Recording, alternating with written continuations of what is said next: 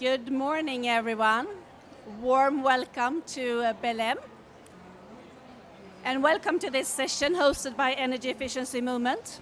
The Energy Efficiency Movement is a non-profit association which was founded by ABB and Alfa Laval with a clear mission to accelerate energy efficiency in the broad industry. We organize 610 movers in 49 countries and in total 29 industries. My name is Anna Hall. I'm head of public affairs for the Energy Efficiency Movement, and I'm today going to moderate this session. Warm welcome to all of you.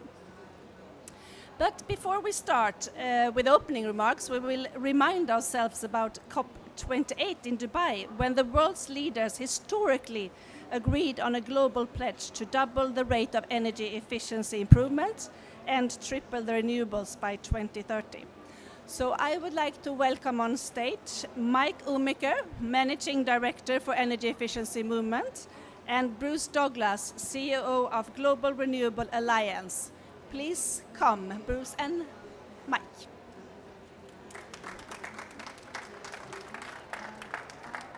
Hi, Mike.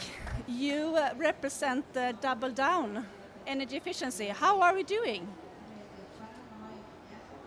Thank you, Anna, and a warm welcome, and great to see this participation. The short answer is we are behind track. The IEA has just released last week the latest numbers, which will be also in the next IEA energy efficiency report of 1.8%. So when the pledge was taken from 2 to 4, we went back, and now we are going a bit in the right direction. So there's things to do. But the good thing is the private sector is ready. So we have been co-hosting this year the IEA's 10th Energy Efficiency Conference in Brussels, where the CEO 4-point action plan was brought out, which clearly states that businesses are ready to promote energy efficiency.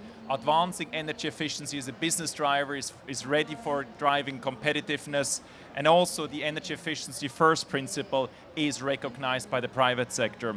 So key here is about long-term collaboration.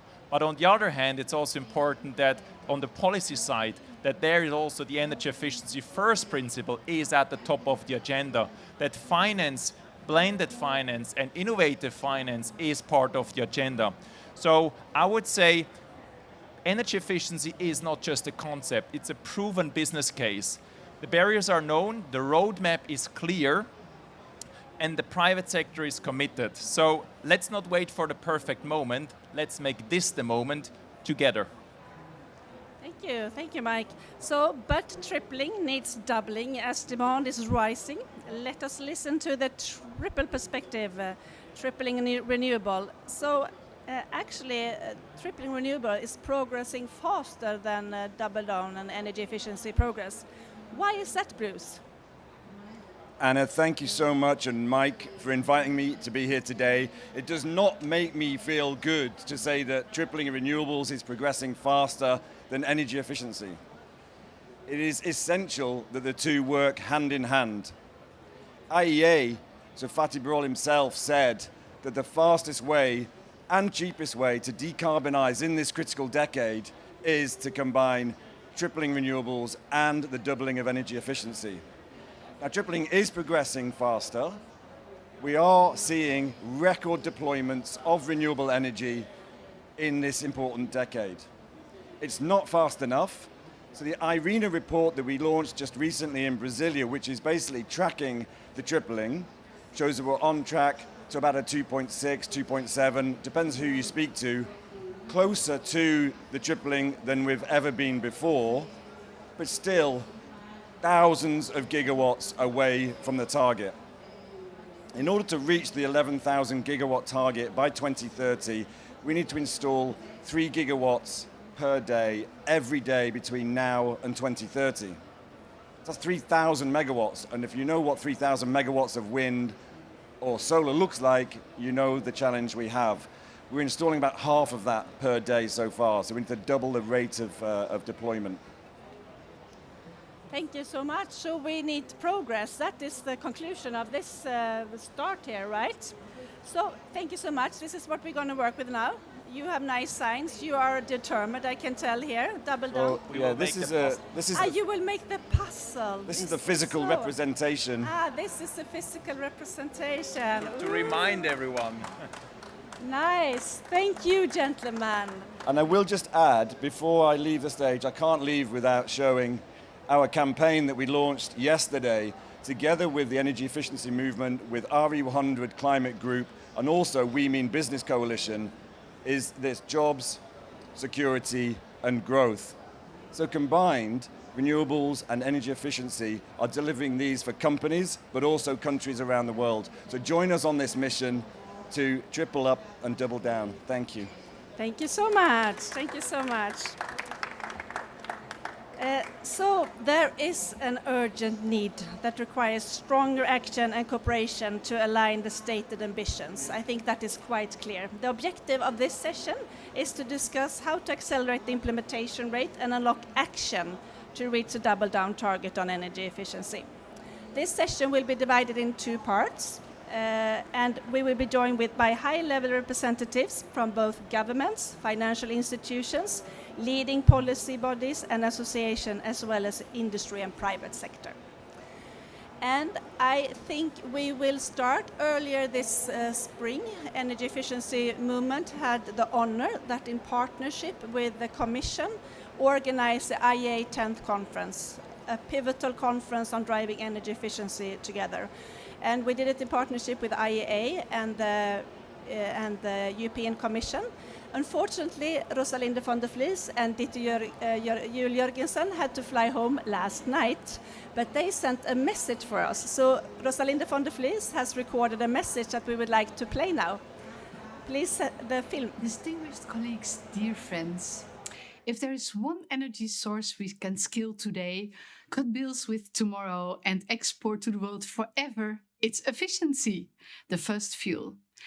And on this first fuel, Europe is not just catching up. Europe is leading. We lead first at home. With the European Green Deal, we turned energy efficiency from a slogan into law and investment. The revised Energy Efficiency Directive makes energy efficiency first a binding principle across planning and markets. The eco-design and energy labeling framework keeps driving innovation so that the most efficient products become the market standard, not just the luxury exception. And with the buildings agenda, strengthening renovations, smart controls and performance standards, we are unlocking the continent's largest power plant, the megawatts we never need to generate. This is competitiveness through lowering operating costs, resilience through reduced exposure to volatile imports, and climate action that pays back. Second, we lead by mobilizing capital and innovation. EU instruments ranging from the Recovery and Resilience Facility, InvestEU and the Social Climate Fund to cohesion funds and Horizon Europe are crowding in private finance, de-risking projects and scaling new solutions such as digital twins for grids and buildings, heat pumps and industrial waste heat recovery, demand response, advanced materials and data-driven energy management in SMEs. We are building markets where efficient choices are the easiest choices, backed by clear rules, quality standards and skilled partnerships so that every member state, every city and every household can participate. Third, we lead globally through our partnerships, not preaching. The European Commission co-hosted this year the International Energy Agency's Global Energy Efficiency Conference, bringing ministers, mayors, CEOs, innovators, and the civil society together to turn ambition into a pipeline of projects. At this conference, the EU Energy Commissioner, Mr. Dan Jurgensen, launched a new impetus for energy efficiency, which consists of 10 action areas with 6 priority deliverables that will guide the Commission's work in energy efficiency fields. Through the Global Energy Transition Forum, launched by the European Commission's President Mrs. Ursula von der Leyen earlier this year, we work with partners across the globe on policy toolkits, finance platforms and capacity building. All this to keep the momentum on the global pledge to double energy efficiency. Our message is simple. Efficiency is the fastest, the fairest, and the most secure pathway to lower emissions and lower bills, everywhere across the globe. But leadership is a verb. So let me offer 3 actions we can take together and we can take now. First, make efficiency investable at scale. Let's standardize contracts, aggregate projects, and align green label definitions so pension funds and insurers can finance millions of small savings as one high-quality asset class. In this context, we are collaborating with the European Investment Bank, and we launched an Energy Efficiency for SMEs initiative, which mobilizes 17 billion euros in guarantees to support more than 350,000 SMEs to implement energy efficiency solutions. Second, let's digitalize to decarbonize. Let's deploy interoperable data spaces for buildings and industry, smart metering and flexible tariffs, and cybersecurity by design. Efficiency is multiplied when electrons meet algorithms. And thirdly, let's put people at the center. Skills for installers and energy managers, consumer protection, and one-stop shop for households and SMEs. And targeted support so vulnerable citizens benefit first, not last. Colleagues, dear friends, let us use all our global platforms such as the IEA Global Energy Efficiency Conference, the Global Energy Transition Forum, and the Clean Energy Ministerial, and every bilateral meeting we have to turn projects into portfolios, to turn pilots into policies, and our partnerships into prosperity. The first fuel is ready. Let's lead and together deliver on our global energy efficiency pledge. Thank you for your attention. Thank you so much, Rosalinde van der Vlies, Director, Just Transition, Consumer Energy Efficiency and Innovation. And we will soon hear from the country that will take over, but just before that we will have a short intervention from Germany, that is a big country in EU.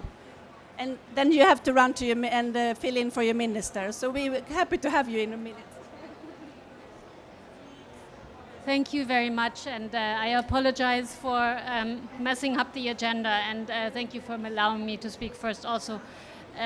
So Germany is fully behind energy efficiency, and the message I want to convey here is we all know energy efficiency is the first fuel, but we need to make the invisible visible. And this is a communication problem, but it's also a data problem. So what we know, just one example, is that in 2024, gas consumption in Germany was 14% below 2018 and 2021. And we made this accelerating push also thanks to energy efficiency in the Ukraine crisis. But this is not known so much, and it's also difficult to measure. Another example is efficiency improvements in the global south. For a decade, they are lower than they would be a decade ago, saving around $100 billion in fuel imports and 1 million lives from air pollution each year. And these are findings of the recent mission efficiency study. So it's difficult sometimes to track these gains, but with digital technologies, it's much easier. So we should be doing that. And once we track the gains, we should also communicate these gains much more clearly, because energy efficiency unfortunately has a bit of an image problem. It's deemed to be kind of boring, maybe not as exciting next to renewables, but it is really our first fuel, and we need to communicate clearly the benefits of it. And it is also the foundation of electrification, because for renewables to work, then grids, for example, need to be much more energy efficiently. And third, we must translate overall efficiency targets into concrete sectoral action. For this, we need political prioritization, we need signaling, and we need stable regulatory frameworks. So here at COP30, we have to deliver on these things. We send clear signals to governments, financial institutions, and the private sector how we can work on this. The technology exists. We need to be ready to scale it, and we need to also provide the access to the capital for scaling it. And with that, I unfortunately have to leave this exciting event, but I'm sure we're going to move ahead together. Thank you. Thank you so much, Vera Rodenhoff, Deputy Director General, Department for International Climate Action, German Federal Ministry for Environment, Climate Action, Nature Conservation and Nuclear Safety. Thank you so much. So that was Europe, and Europe was then having the 10th IA conference, a very important conference, but we're not on track and we need to work harder. Therefore, we are so proud and honored to have Canada here today. It was announced 2 weeks ago that Canada will take over this very, very important task to drive energy efficiency forward. So I'm so honored here today to welcome Honorable Julie Debresin, Minister of Environmental and Climate Change in the Government of Canada. Warm welcome.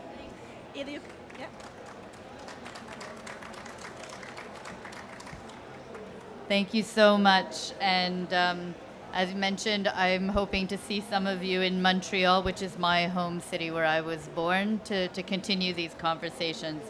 But for today, I really want to thank the energy efficiency movement for hosting this important event here at the Swedish Pavilion. Look, we know that the global movement on accelerating progress on energy efficiency is one of the fastest, fairest, and most affordable ways to cut emissions and to strengthen energy supply. So it was really great, thanks, to see the energy efficiency movement that's working to put energy efficiency at the top of the global agenda. So events like this are very important in that space. Your leadership at the 10th Global Conference on Energy Efficiency in Brussels this past June, and today's conversation as we see about how we can move forward is very important in this aspect because it's strengthening partnerships and it's helping to accelerate the progress towards the COP28 goal of doubling energy efficiency improvements by 2030. For Canada, energy efficiency is one of the smartest investments that we can make for our economy and for our climate. By reducing energy demand, easing pressure on grids, and mitigating exposure to volatile global energy markets, energy efficiency enhances system resilience and contributes to a more stable energy for the future. We talk about this a lot. As we move forward, we're going to need to grow our electricity grids because there's going to be so much more demand, and we're going to have to do it in a way that's clean. That's why that we have committed to clean electricity regulations that help us to move in that direction. But one of the ways that we can also ease that pressure is by making sure that we're looking towards energy efficiency. One of the ways that Canada has been working with Canadians to reduce or to increase our energy efficiency, reduce our emissions, is through a program that's called the Canada Greener Homes Affordability Program. That works to support people with lower incomes to be able to make the retrofits to their home to reduce emissions. It also reduces their bills. So it's a win-win, and it's directly targeted to people with lower incomes. Another program that we have put in place in Canada is an oil-to-heat pump program that also works to support Canadians in how they heat and cool their homes. It's actually something we don't talk about enough, is that it's not about how they heat their homes. A lot of people for the first time will now have air conditioning because they have a heat pump. So it also helps with comfort while also helping with affordability. So far, the oil to heat pump program in Canada has helped 23,000 Canadians move to heat pump from oil, and there are 25,000 more applications in queue. So it's something that's having a direct impact right now as we're trying to move to greater energy efficiency. Just in the past month, Canada launched its Canada Strong Budget 2025. It contains a climate competitiveness strategy. That strategy positions Canada to seize opportunities that are presented by the global transition to clean economies by reducing our emissions, driving investments and focusing on results. Its measures will drive investments in clean energy as we move forward. And that's significant because energy efficiency is central to improving affordability and competitiveness while also supporting international progress towards our shared climate goals. Canada is modernizing in that budget. Canada has set out that we are modernizing our Energy Efficiency Act That's going to be delivering programs to support households and businesses and ensuring Canadians have access to reliable information on how they reduce their energy use. We also have some programs for industry. Canada's Green Industrial Facilities and Manufacturing Programs helping Canadian industries manage their energy smarter and modernize with high-efficiency technology so they can produce more and better in a green economy. I'll give an example, actually, of something just very concrete, because I find sometimes concrete examples stay the strongest. There is a sugar refinery near where I live in downtown Toronto. We helped them to switch to lighting that was more energy efficient. The other benefit, it reduced their bills, so that was very helpful for the business. The other advantage, they were actually better forms of lighting, so it increased worker safety within the plant. So I really like to point out sometimes the wins aren't just on the energy efficiency side or the affordability. There are sometimes others that we should really be pointing to. In that case, workers who were showing me around the plant were talking about how they were actually seeing their workplace improve through these changes. Canada participates in the International Energy Agency's implementation drive on industry, sharing best practices and driving progress through international collaboration. We know that continued progress on energy efficiency takes strong networks and partnerships from all sectors, and its ongoing engagement, advocacy, and education is going to help us all to collectively achieve our greenhouse gas emissions reductions. And so Canada is really looking forward to welcoming everyone by hosting the International Energy Agency's 11th Global Conference on Energy Efficiency in Montreal in 2026. We'll have a great chance to continue this collaboration and build on everything that's being shared today. I look forward to seeing you there and to learning from participants. Thank you so much. Thanks. Thank you so much, Honourable Minister, for those opening remarks. And of course, then, important in this equation is also IEA. Unfortunately, we have Mary Warlick. She's stuck in a transit airport somewhere. Hopefully, she will receive her luggage. We don't know. Many people have lost both flights and luggage. But we have a very nice representation from IEA. Justin Carrett, you are the Acting Climate Engagement Manager in IEA, and you will jump in for Mary. Warm welcome. Happy to have you here.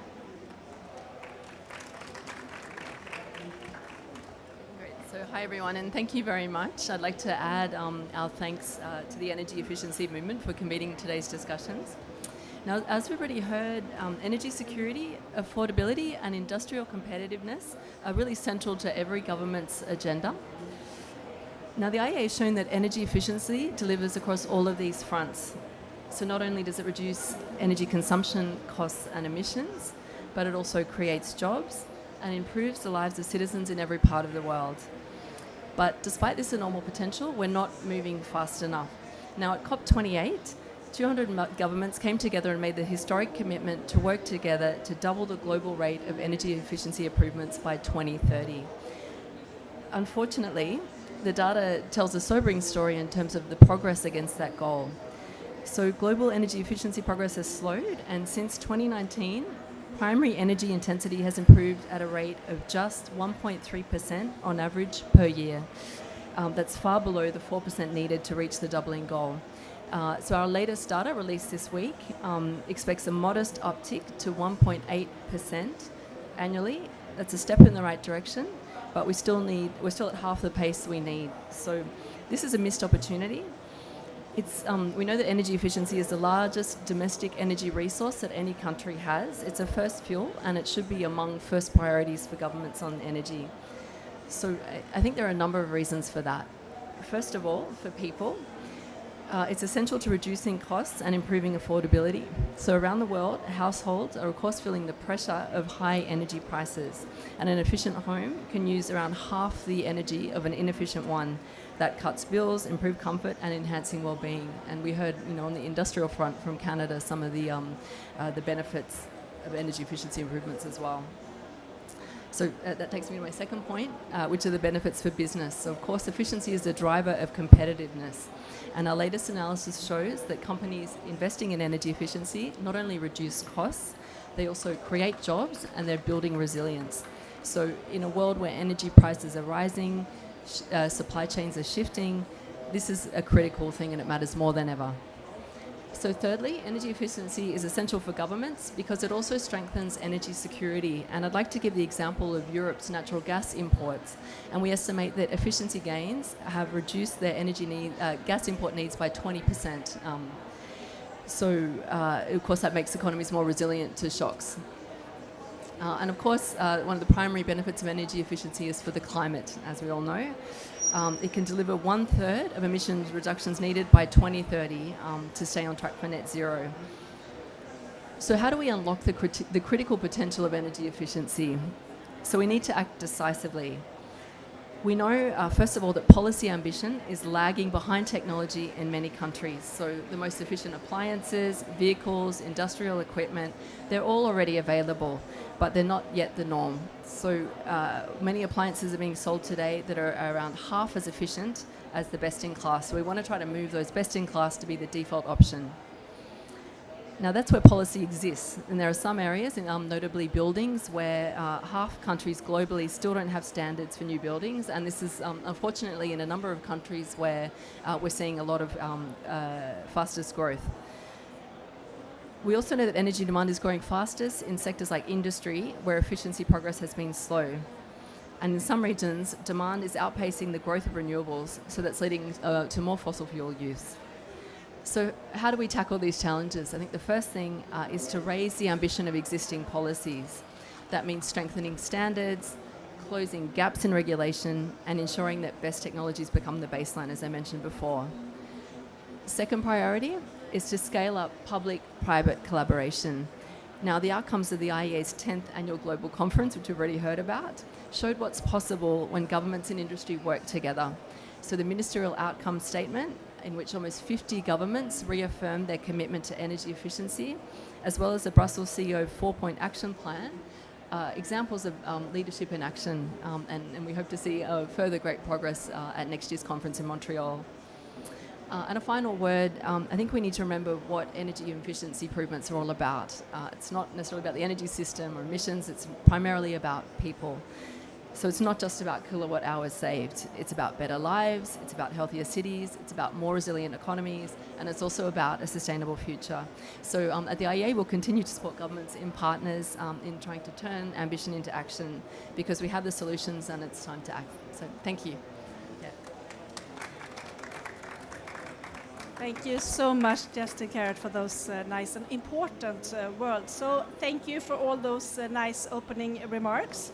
This really emphasizes the importance of the double down target, and also that there is a strong need to move forward. So also thank you so much for the commitment you have shown on stage here now for energy efficiency.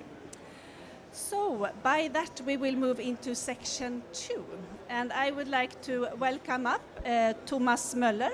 You're the president of the energy division of Alfa Laval, a world-leading industrial manufacturer with almost 100 years of experience in energy efficiency. I would like to welcome up Annika Ölme, Chief Technology Officer and Senior Vice President, and SKF, the world's largest bearing manufacturer that makes some of the world's most innovative products and solutions to reduce friction. And I would also like to welcome up Jonas Arkan. You're the Director of the Global Advocacy at the CLE, and the CLE is an organization organizing 2,500 cities and municipalities. Very impressive and a big footprint. And also, last but not least at all, I would like to welcome up Dimitrios Papanossi, Global Director of World Bank's Energy and International Finance Institution that provides loans and grants to governments. Welcome all of you. Nice to have you here. Yes, super nice. So now we heard all these ministers and IEA talk about that the commitment is really here. But Thomas, I would like to start with you. I mean, from an industrial and private sector perspective, can we really reach the double down target? Yeah, that's the big question. I would say I stand here with a bit more frustration than 2 years ago. 2 years ago, we made the double down ambition level combined with a triple up, and that was a year where we had more than 2% efficiency gain. So I felt, and 110 countries committing to this now. So I felt now it will happen. And then it goes in the other direction, and that's really frustrating. But I would say there is still hope, and there's hope for two reasons. For me, the one reason is that it's so important. If we take just EU as an example, we hear some numbers here from IEA, and if we wouldn't have worked with energy efficiency the last 2 decades, we would consume 27% more energy in Europe today than previously. And also, if we have 1% energy efficiency gain, we can reduce the gas import with 2.6%. So if we do the 4%, we have 10% gas reduction every year in Europe.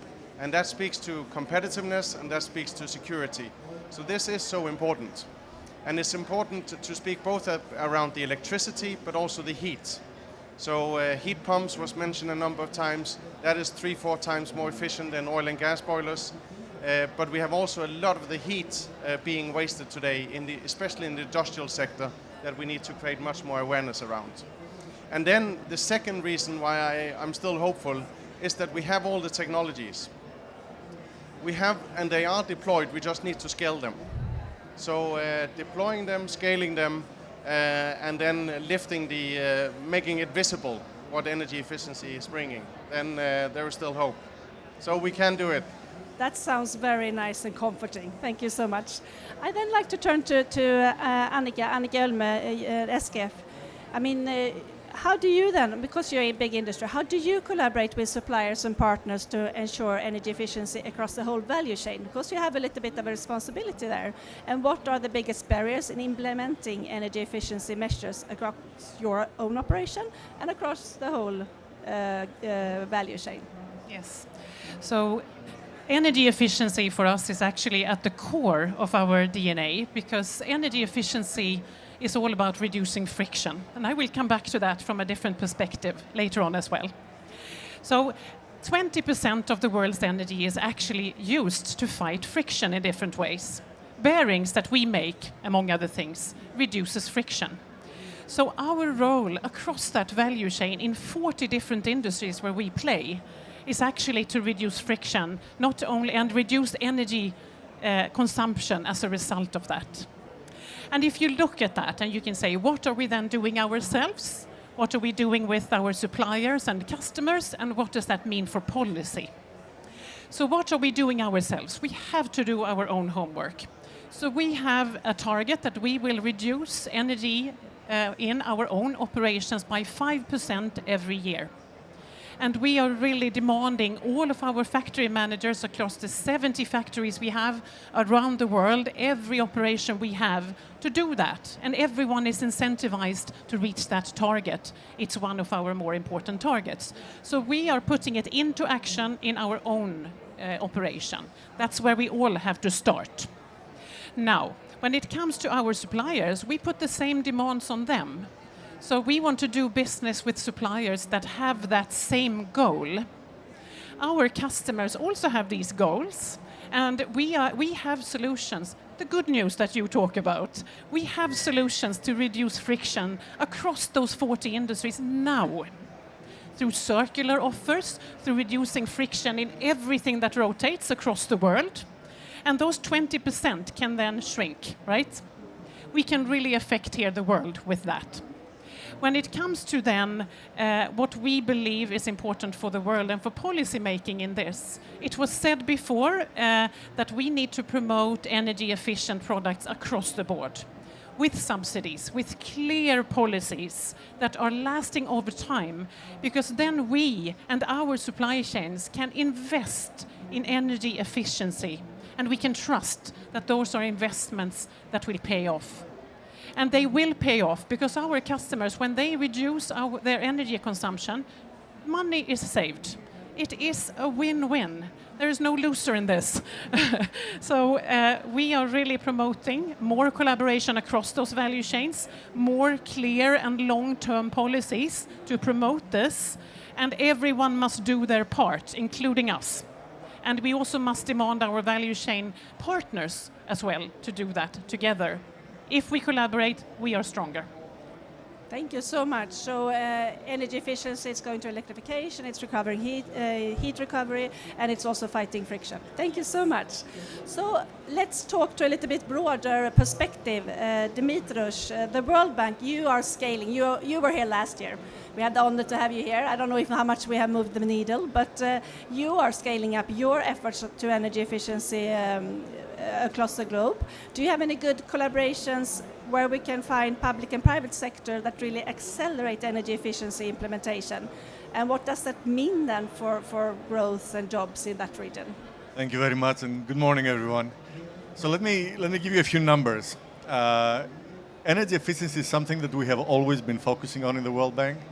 And when the last time we looked at our portfolio, we estimated that we've done more than $30 billion of our own lending on energy efficiency around the world.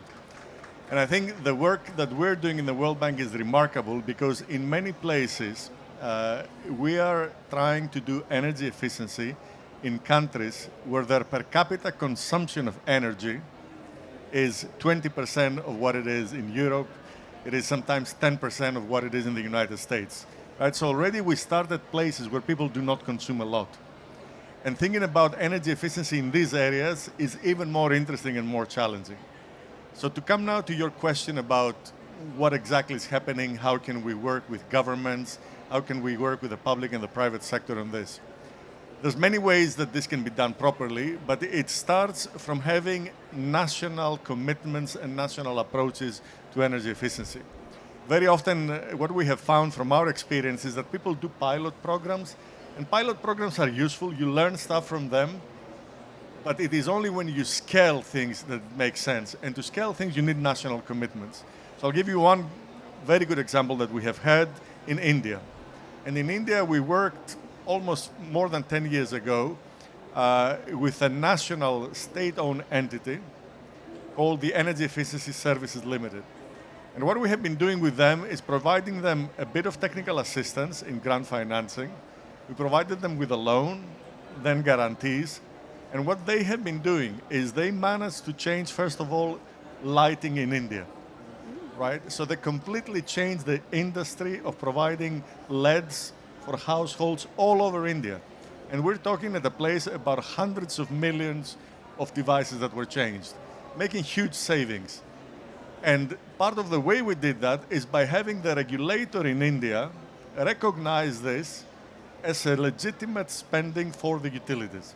So policies matter and they help a lot.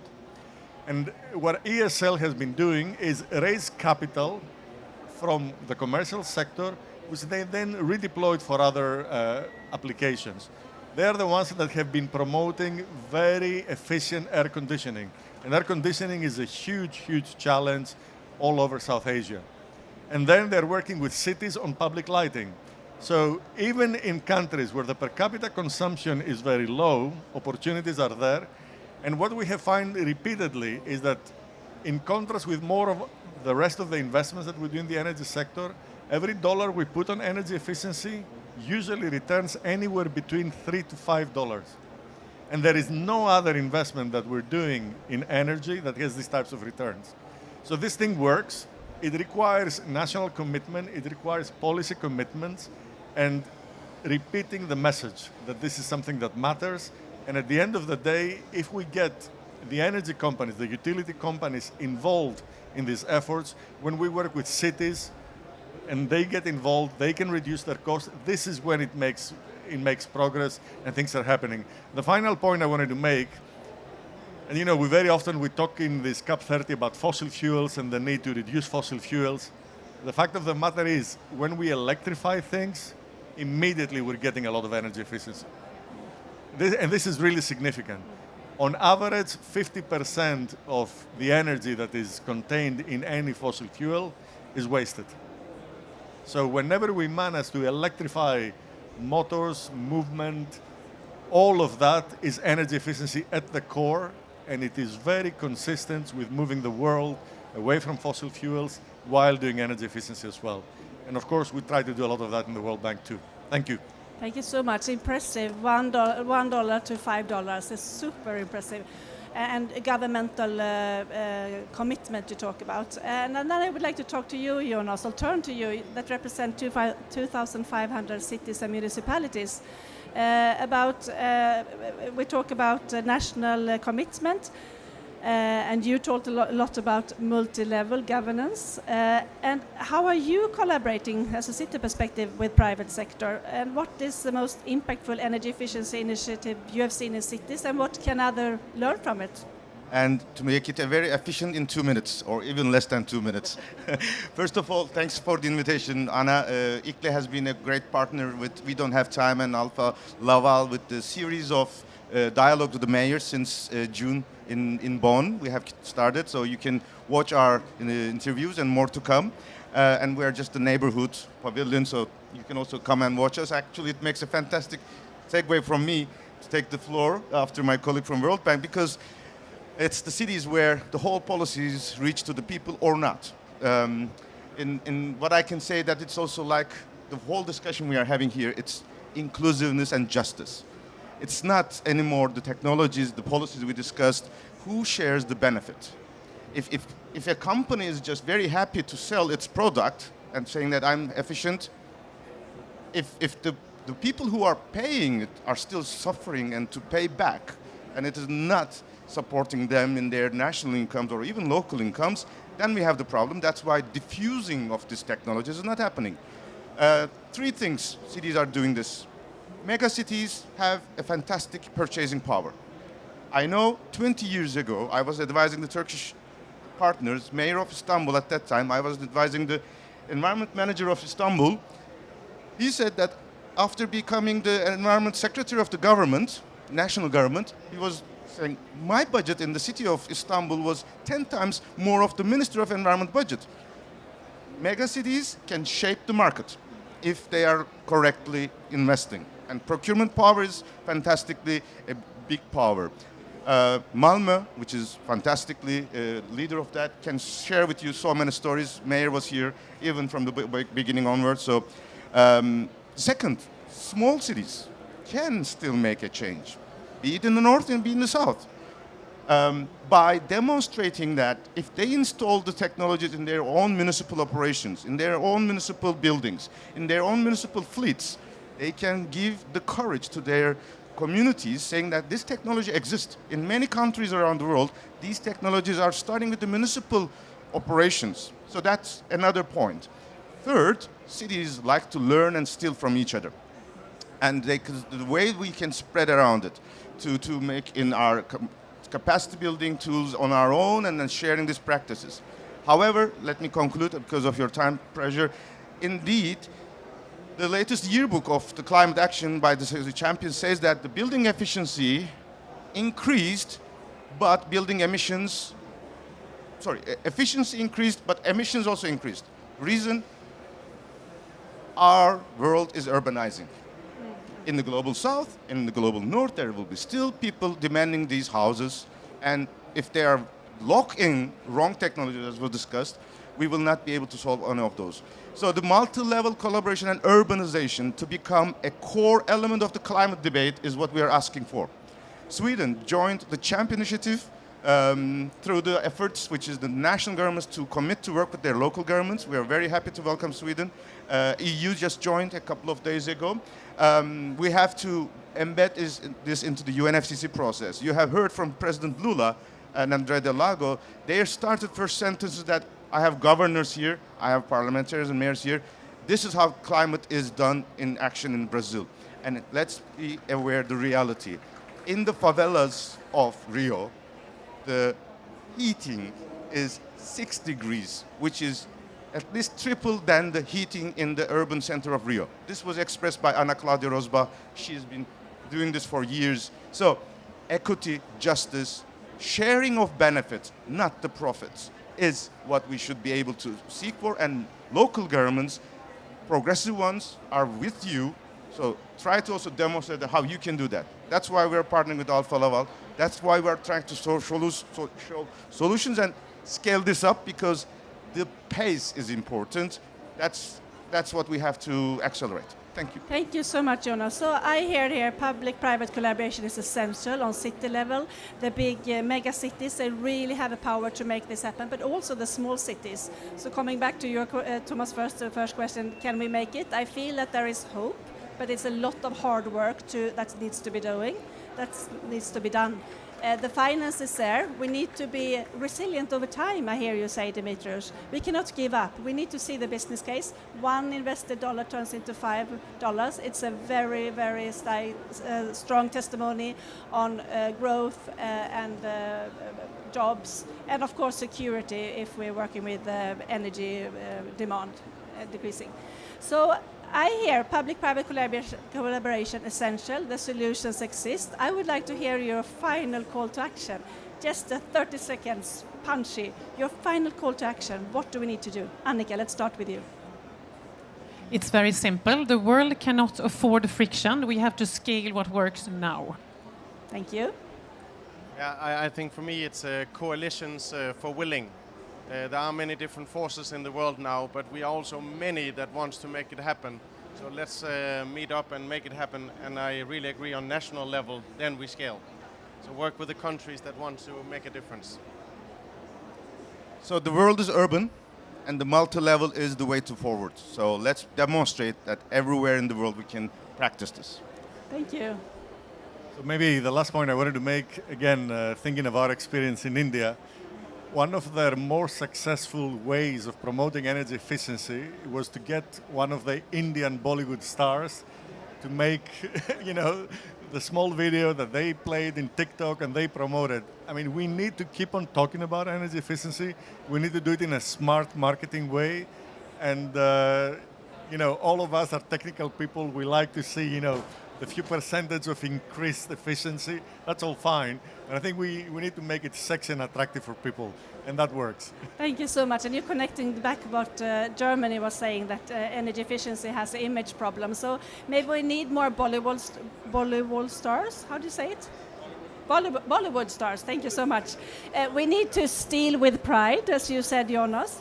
Thank you so much for sharing your experience, thoughts and insights on this important topic and how to really deliver on reaching the double down target 2030.